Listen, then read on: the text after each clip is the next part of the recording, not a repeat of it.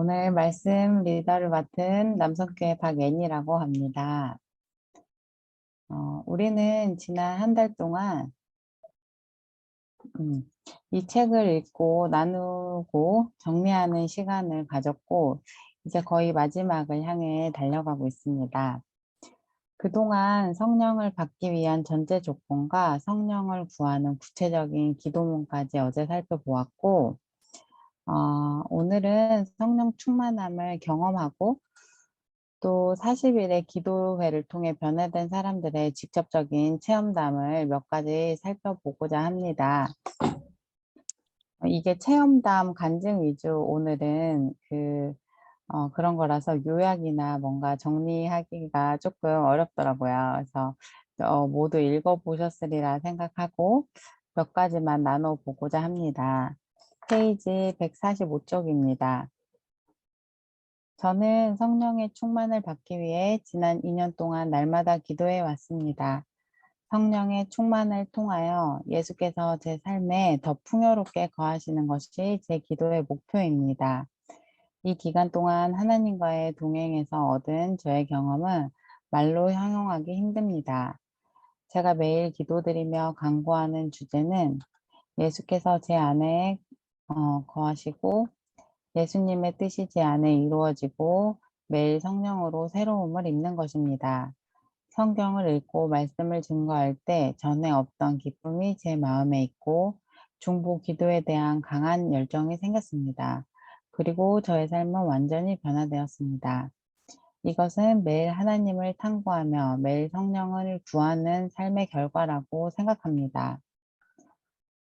이 문구를 보고 2년 동안 끊임없이 같은 목표를 향해서 기도하시는 삶에 그분의 삶은 어땠을까?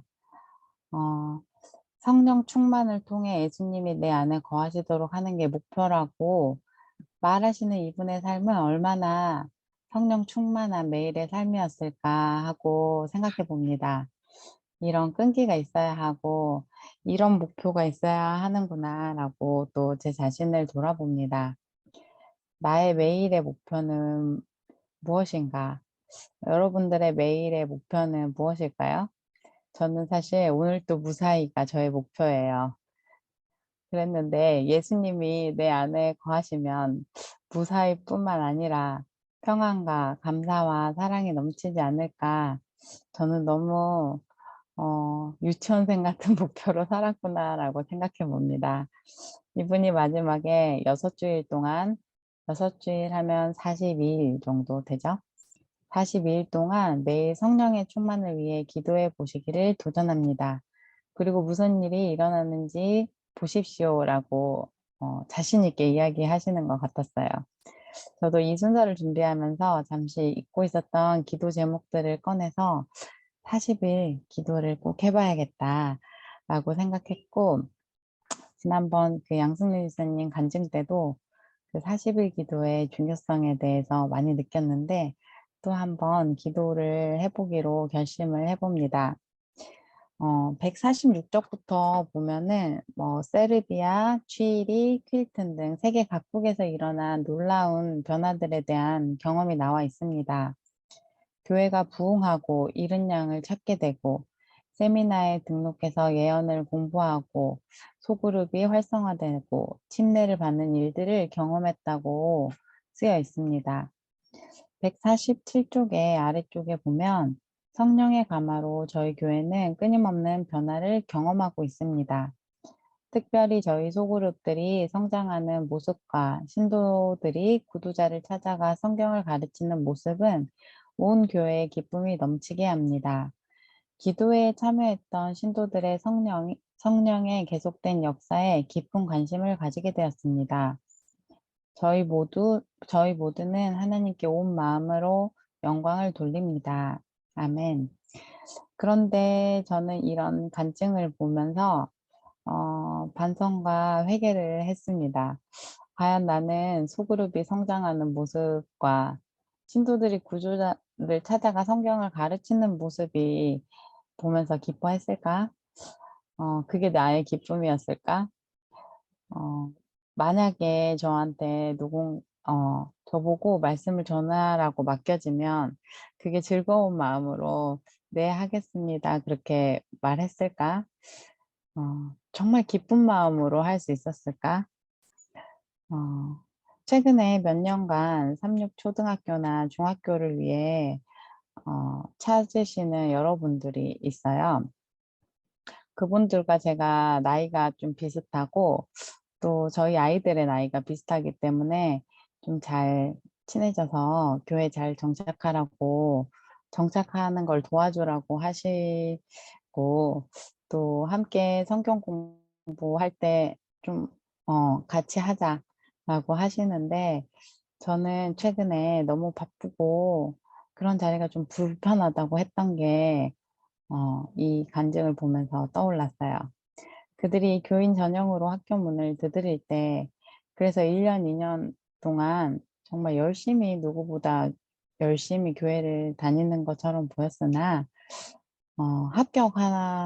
하고 교회를 떠나는 걸 보고 좀 그분들이 얄밉게 느껴지기도 했고, 내가 베풀었던 친절과 나의 시간이 다 날아가 버리는 것 같아서 슬펐고, 또 그분들이 교회 분위기를 막 흐트러 놓는다고 생각했었는데, 이 간증문을 여러 번 읽으면서 다시 한번 지난 기수 때 분명히 결심했는데 또, 결심했던 내용들이 떠올랐습니다.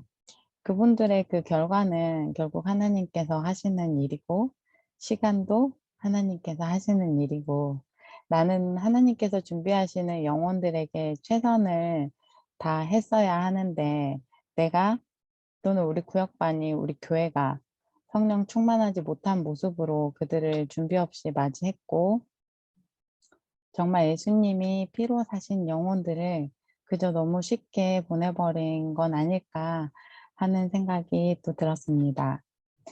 153쪽 아래를 보면은 믿음의 목표는 오늘날 우리의 속사람을 채우실 수 있도록 하나님을 알고 하나님과 친교를 나누는 것입니다.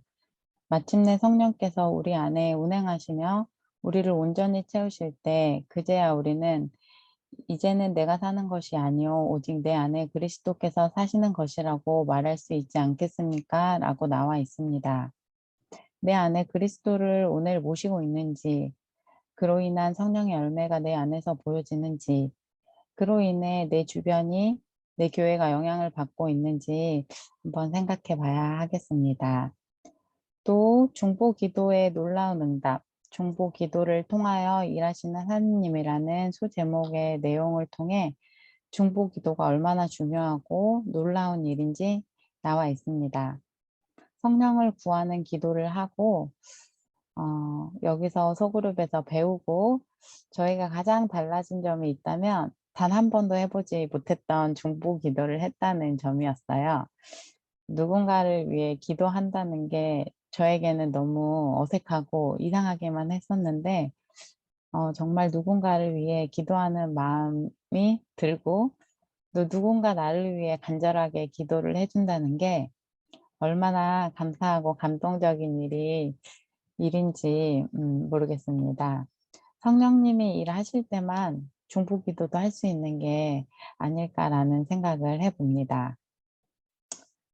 158페이지 마지막에 보면 우리의 모본이신 예수 이 부분을 읽고 마치도록 하겠습니다. 하늘 아버지께 드린 예수님의 기도에 대한 응답으로 하늘이 열리고 성령께서 비둘기 모양으로 강림하셔서 그의 위에 머무셨다. 예수님께서는 아침마다 하늘 아버지와 교통하셨고 매일 새롭게 성령의 침례를 받으셨다. 예수께서 매일 새롭게 성령의 침례를 받으실 필요가 있었다면 죄된 우리에게 성령의 침례가 얼마나 더 절실하게 필요하겠습니까? 아멘입니다. 예수님의 모본을 따라 매일 아침 새롭게 성령의 침례를 받고 속 사람이 강건하게 되고 그로 인해 우리 교회와 우리 기도회와 우리 호남 동원이 발전하고 부흥하게 되는 역사가 일어나게 되기를 사랑하는 저희 기도회 식구들과 제가 되기를 간절히 소망합니다. 어, 오늘 함께 해주셔서 감사하고요. 제가 오늘 기도하고 마칠게요. 기도하시겠습니다. 사랑의 하나님, 오늘도 오늘의 필요를 공급받기 위해 무릎 꿇고 간구하기 위해 나왔습니다. 저희가 악할지라도 좋은 것을 자식에게 줄 줄 알거든 하물며 너희 아버지께서 구하는 자에게 성령을 주시지 않겠느냐 하셨습니다. 성령님, 오늘도 저희 마음속에 오셔서 채워주시기를 기도드립니다. 오늘 주님이 인도해 주시는 삶을 살 수 있도록 함께 하여 주실 줄 믿습니다. 주님 오시는 그날까지 매일매일 성령의 침례를 통해 준비된 신부가 되게 하여 주세요. 사랑의 주님, 오늘 서재영 집사님과 김목혁 집사님의 삶 속에서 주님의 넘치는 사랑과 은혜를 느끼게 해주셔서 감사합니다. 주님의 큰 일을 하는 일꾼으로 가정과 교회에서 모범이 되게 하여 주시고 건강과 음, 영적인 건강에도 집사님들의 삶에 축복하여 주세요.